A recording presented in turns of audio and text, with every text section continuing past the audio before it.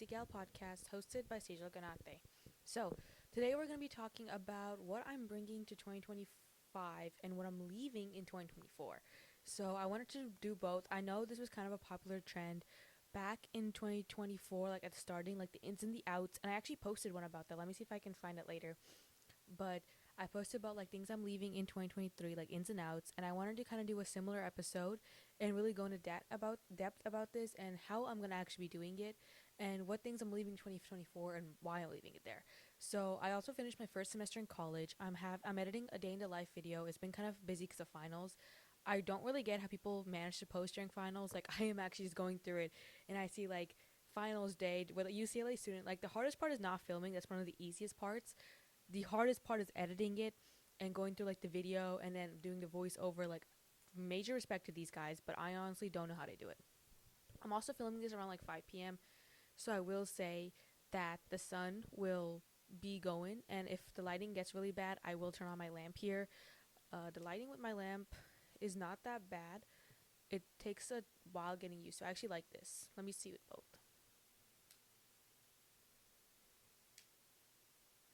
Okay, I'm gonna keep the lamp on just because I know that it's gonna get darker, and it's actually not that bad with the lamp on. So let's get into it. We're gonna start with what I'm leaving in 2024 first, and then we'll move on to what I'm bringing in 2025.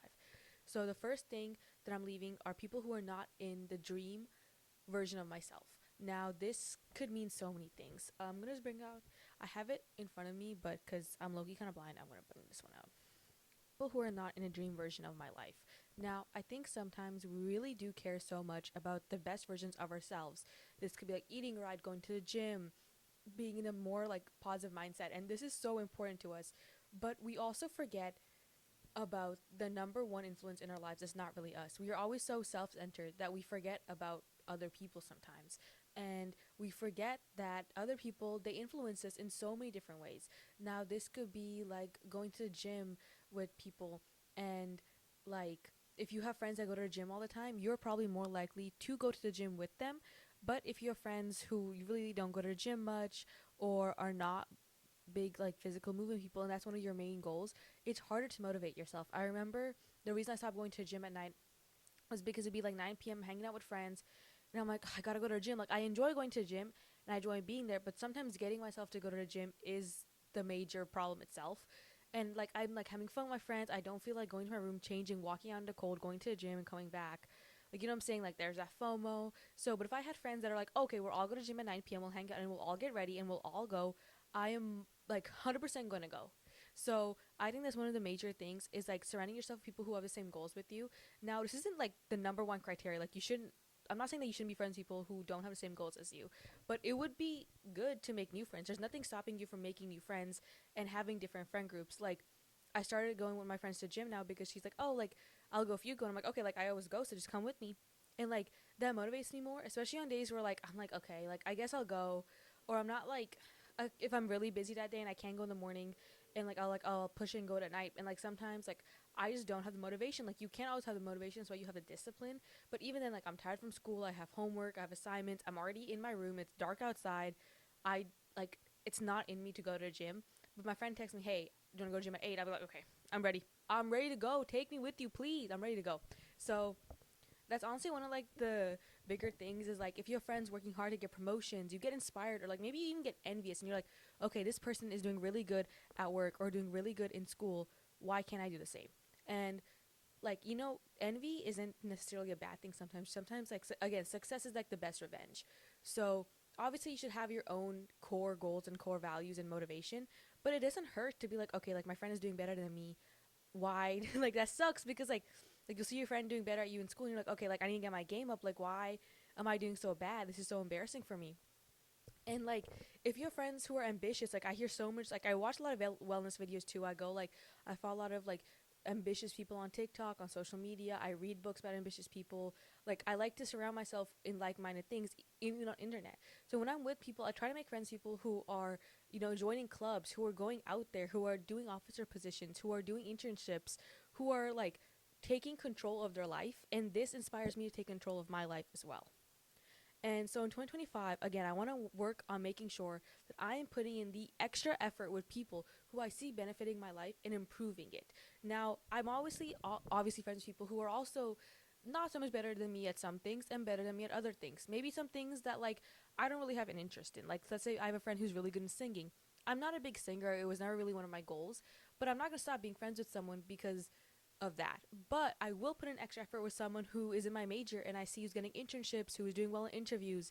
I will try to be with a friend, be like, hey, like, what are you doing? Would you like to like hang out one day? We could like solve the interview problems together. We could, go to one of these like uh career fair events together. Would you like to join this club with me? Like blah blah blah. Like putting in the extra effort, not just because I want something from them, but because this connection is not only going to make me be a better person, it's also going to it's going to be a friendship that I enjoy because we're both ambitious. One of the worst friendships is when you know someone is envious of you, who's always like, you always do this, you always do that. Like I feel like you're always showing up on me, and especially when you're not saying anything. Like you could not say anything about any internships, anything that you're doing. You're keeping quiet about your grades. Like you're just not telling anything about yourself, and they're still like blah blah blah blah blah. It's like, well, I'm not saying anything. Like maybe I'll mention, like, if I have like a good friend, if I have a good friend and she's like, oh, like I got the internship, I would be happy for her. My first thought would not be, she doesn't deserve this, she didn't do anything, she's stupid. That would not be my first thought. So stop being friends with people who think that about you, who are like, oh, she doesn't deserve this, like, what is she doing? Like, who are very outwardly envious. Like, sometimes it's natural to think these, but if they're telling you, like, oh, like, you only got that because of this and this, like, you don't really deserve it, it's just like, why have friends when you have enemies this strong? Like, why have enemies when your friends are already your enemies? So, like, making sure that you are in a friendship where like both the friendship benefits both of you and both of you feel good when you're hanging out with each other. When you feel like shitty, when you just feel like drained after you hang out with someone, that's a sign that maybe they're not the person for you.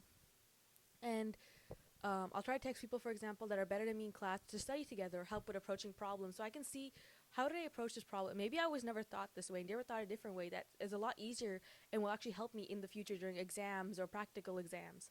And going to study groups or finding opportunities where I can surround myself with people who are smarter than me or more people in my major. For example, I'm part of Society of Women Engineers here at my college, and I love to go to those events where like study sessions and like they might have free food. And it's a good way to meet other people and talk to other people and see what are they doing for their upcoming exams, what are they doing in their life, and just kind of touching base with everyone. And joining clubs like this, even if you're not an officer, even if you barely go to an event or two, just going is enough sometimes to make a new friend or even meet old friends who you normally don't see because they're commuters or they don't go to like the same classes as you, so you have a different schedule. But like these kind of events, like even if you don't want to really go to them, it's helpful because like you don't lose anything. If anything, you're going to be studying more if it's like one of those study like final groups. So if you're in your vision board, like right now, planning 2025 kind of thing, like I hope that we all are, try to have a page where you write down the correct characteristics you want. I say you want the people in your life to have. Now, I know this is common when people do this with significant others. Who are like, I want this person to be funny and charismatic and tall and handsome, and caring, blah blah blah. But the people you engage with, whether it be coworkers or friendships or just classmates, they change the way you look at the world because they change the way you look at smaller things. If you have a positive attitude towards school and learning, you have a positive attitude towards the workforce, towards becoming a better person, towards learning every day. And that changes your values and who you are in general. But if you're friends with, if like you have classmates that are really negative, you're in maybe some classes where you have classmates that are not doing too well, who obviously don't care about their grades, you're probably going to be in that atmosphere and you're going to become a product of that atmosphere. So, who you engage with, especially intentionally who you engage with, is very important. And so, like, once you know what you're looking for, it will come find you. Now, if you want a friend who is supportive, who's doing good in school, who's ambitious, who's determined, who is caring, who's kind, write these things down. People in my life should have these qualities or do have these qualities, right? In the sense that you already have these people in your life. The people in my life are smart, are ambitious, help me with my goals. They are supporters. They come help me when I'm in need. I go help them when they are in need. So write some things, and also write some things that your current friends have to really set in the fact that this is happening now. I have friends that are supportive, who are ambitious, who want what's best for me. I already have these friends. I'm making friends who are this and this and that. And again, like once it will come find you if it is the right thing. The only way to allow something in your life is to be clear about it. How can you wish or want something but not really define it? That's exactly what I'm saying. Like if you know that you want this thing for lunch, how will it come to you if you don't get the ingredients and you don't start making it? It's not going to appear. So that's kind of what it is. Like, you have to know what you want and lay down the steps to get there. And yes, maybe spiritually it will come to you faster. But if you don't write down the steps, if you're not clear about what you want, it will never really happen. So you could write someone who is, for example, thoughtful and remember the important things. Someone who doesn't make you feel stupid and wants to go out and do stupid things with you at late night food runs or grocery shopping. Whatever you expect or admire from other people in your life, especially your friends. Your friends don't have to be these academic scholars. They can be people who make you feel good about yourself, who motivate you in all ways of life, who are the people who you can text and be like, hey, I'm feeling really down about this. Could we come over and we could like do something just to like make me get out of this negative headspace? And you won't need friends who are like, yes, for sure, I'm like, sorry this is happening to you. I'll be right there and I'm here to help you with whatever you need. And you also should become a person like that. Just, you can't expect friends to come and help you all the time. You should be someone who's offering a friendly help. If you know someone needs to go somewhere but their car's in the shop, if you know someone's kid, they're coming late from work and they can't pick up their kid, if you know someone who's struggling in a class or something that you know that you can help with, offer your help. Again, I believe karma is kind of thing that goes around comes around. So when you're offering help, when you're being a better person, people start being a better person to you, and that cycle kind of just continues again and again. Second thing I'm leaving in 2024 is wasting our potential.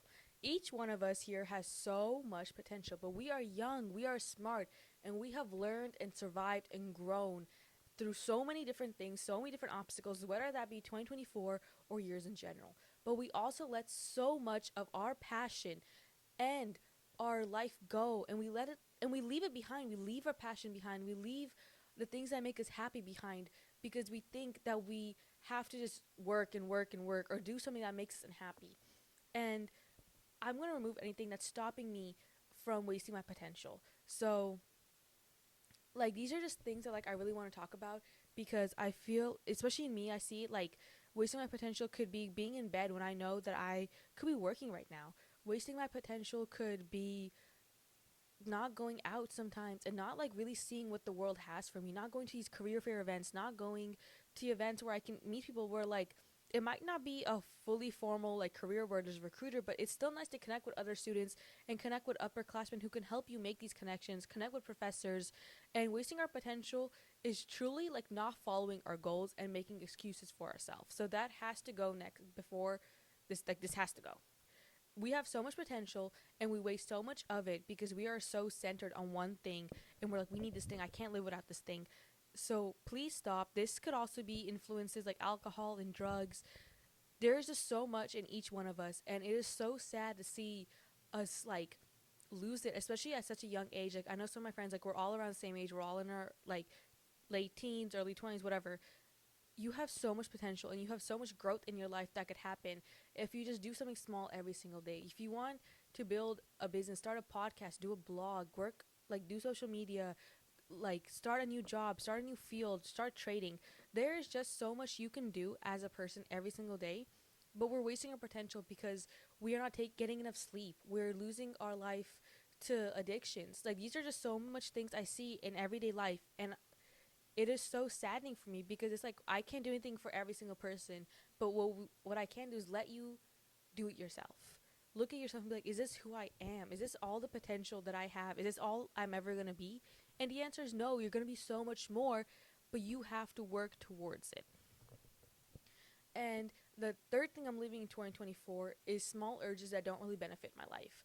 We all have wants and needs that come in our brain, and like those kind of intrusive thoughts where like, okay, like there's one more cookie, or like binge eating something sweet, where I know like I'm not gonna feel better afterwards. If I want something sweet and I have something small and it's like, okay, and I drink some water, like that craving is gone. But I'm like, no, like I'll have another cookie, I'll have something else, and then later I'll have like 5 different things, and I just feel sick, or I know like this is not towards my goal. But if I have a bowl of fruit instead, if I have something smaller and more filling, then I know that I am a lot more satisfied and I don't feel bad.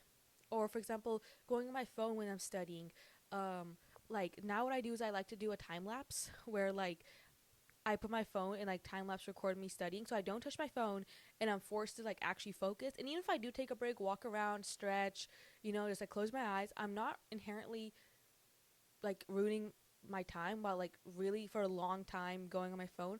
and I'm actually resting my mind instead of going on TikTok, going on Instagram, going on my phone, where I'm constantly having my brain still working. But if I stretch, take like relax my brain and decompress in ways where I'm not touching my phone or going on the internet, going on any gadgets, I am more likely to be rested and ready for my next like 1 hour, 2 hour study session, whatever.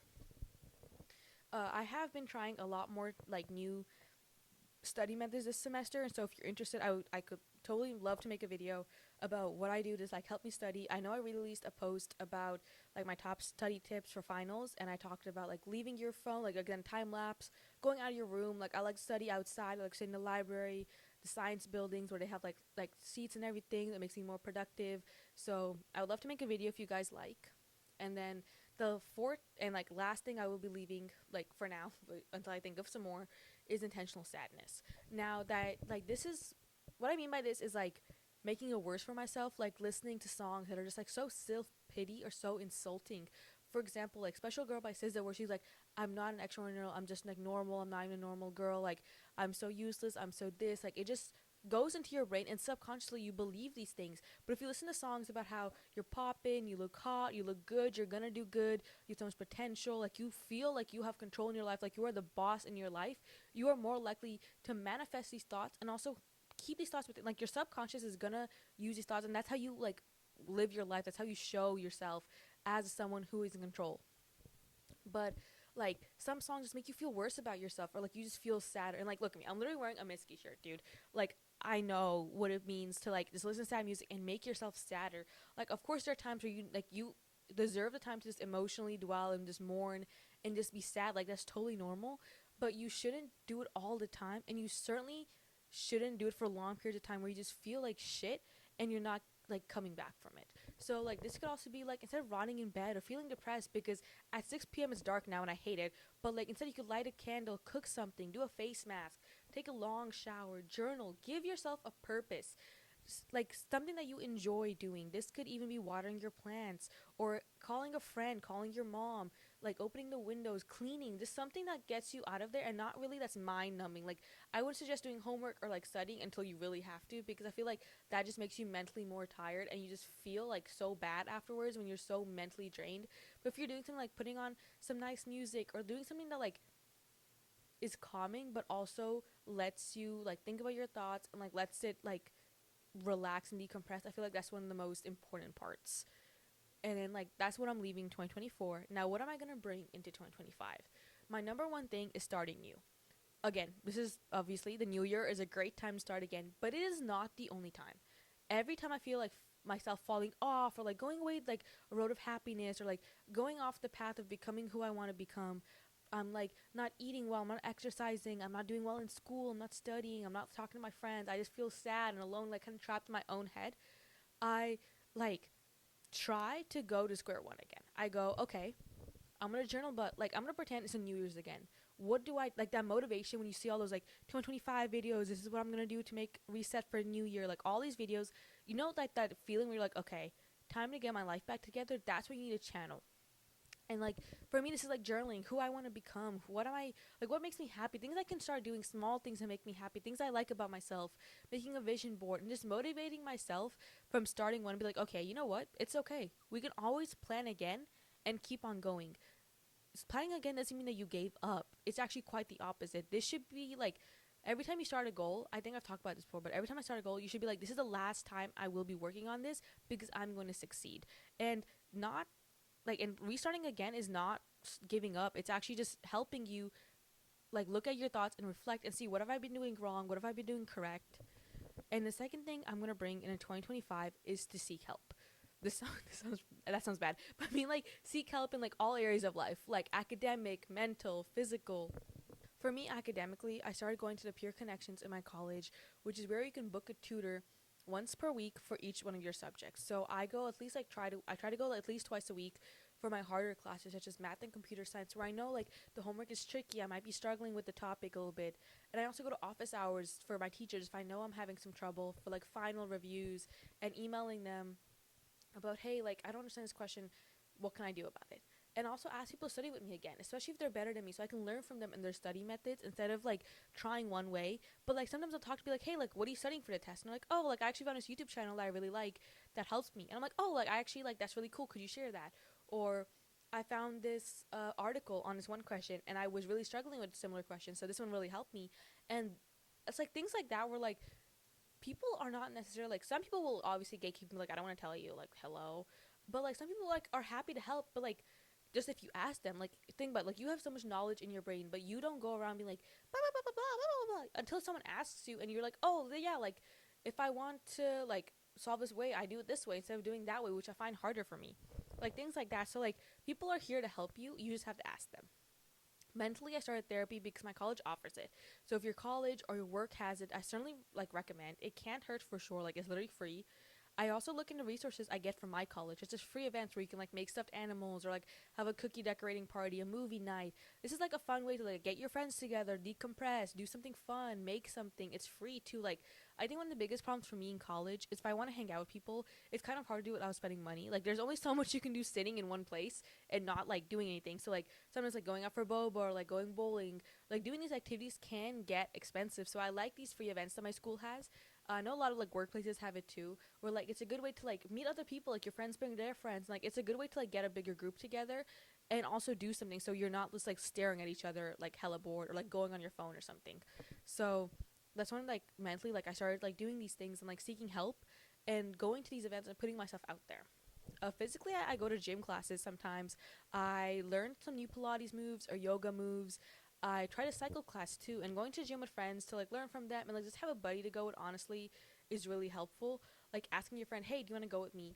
Like I know it doesn't seem like you're asking for help, and you're really not asking for help, but it's helping you be motivated to go to the gym. And going to classes is like it's helping you learn a new movement, helping you learn new ways to move your body and really enjoy it. And you get to have someone who's like, no, like actually you don't cycle like that. You have to like lift your chin up or like put your chin down. Or like in yoga, you might like follow a YouTube tutorial, but the instructor isn't there telling you like, no, like make sure that your hips are lower or make sure that you're stretching more before and after. Like things like that is like just seeking help.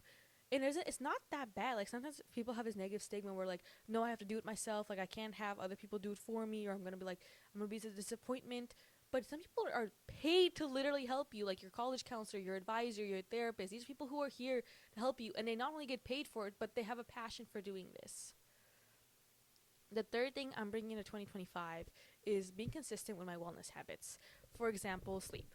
I have been slacking on it. I'm going to blame it partly on the fact that it's like final season, so I'm sleeping later, waking up later, or like whatever. I'm hoping next year, like my schedule's a lot better. Like I have later classes, so I'm planning to go to the gym, eat, go, whatever. And like eating cleaner, for example, and asking myself, is this what the best and healthiest version of myself is doing? Like obviously there's that balance where like you have chips one day, it's not the end of the world. You have something sweet, it's not the end of the world. But if I'm eating like packet after packet, is this really helping me? Is this the balance that I'm looking forward to, looking to have in my life? And the answer is sometimes no, and that's okay. So like tell yourself like, hey, you're not even that hungry. You're just missing something to do. You just don't have a purpose, kind of.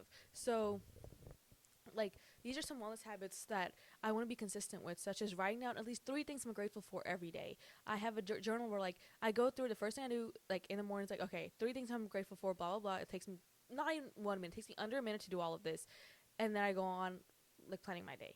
And also like writing down at least and getting some type of movement, especially days where I can't go to the gym because I'm home. So going for a walk outside, doing like a home workout, like telling myself like this is what you want to do, like this is something that you enjoy doing. Why are you mentally blocking yourself from doing it? And then the fourth thing I want to bring into 2025 is more self-care plans. So my friend recently gave me some face masks I've been really enjoying. I think I actually have one here if I'm not wrong. Yeah, so it's like these things. Oop, pulling it backwards. It's like these face masks, and I really do enjoy using them. And before, like I've always saved, I always have like I have a few face masks back home too, and I've always saved them for like a special day, like I'm going out or I have like a school dance. But then I realized that like every day can be a special day, and it honestly is. Nothing like there's nothing that's stopping me. And it's not like these face masks are really that expensive. Like it's not like I'm using a $50 face mask. Like these are like you can get like probably 10 of them for like $7. Like you know what I'm saying? Like that's the price of a coffee, and that's like it's not that expensive. So maybe once a week, like I want to set aside an hour where I'm at night, I'm relaxing, I take a nice shower, wear a face mask, moisturize everything, and let my body just rest. Read a book, light a candle, watch a show. Like you know what I'm saying? Like having this time where I'm gonna have that time anyways. Like usually most people have an hour at least, maybe in 30 minutes, where you can shower and like you just kind of have that time where you like kind of like settle down. And I think that's a good time to like do a face mask, do some moisturizing, do some cleaning, have that time to like reset yourself for the next day. And sometimes what I also like to do is I'll shower in the morning and do a face mask because my skin, like my makeup is really good after that. So like whatever works for you, do it. More self care plans could be like go to like do a massage chair appointment once in a while, do some stretching, go on like a morning walk where like the weather's really nice and everything. Like like it doesn't hurt. And then something else I want to bring in is like planning ahead. This could be school or like learning from mistakes. Like last year, I realized before the semester, I like studied a little bit ahead, but I didn't really know what to study. But now that I know that my professors release syllabuses online, I'm looking to that to study instead of like just doing it blindly. So learning from your mistakes is something that I really like talk about doing because you do make mistakes, but these mistakes are here to teach you. So in 2025, don't have that pride where it's like, no, I can't do anything wrong. You are doing so many things wrong.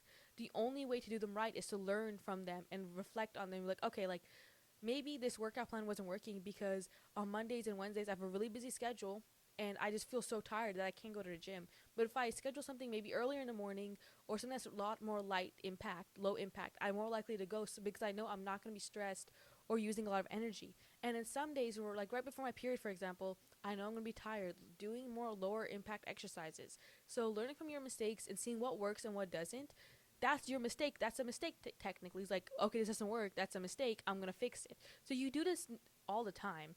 It's just the way that you label it sometimes that puts people off.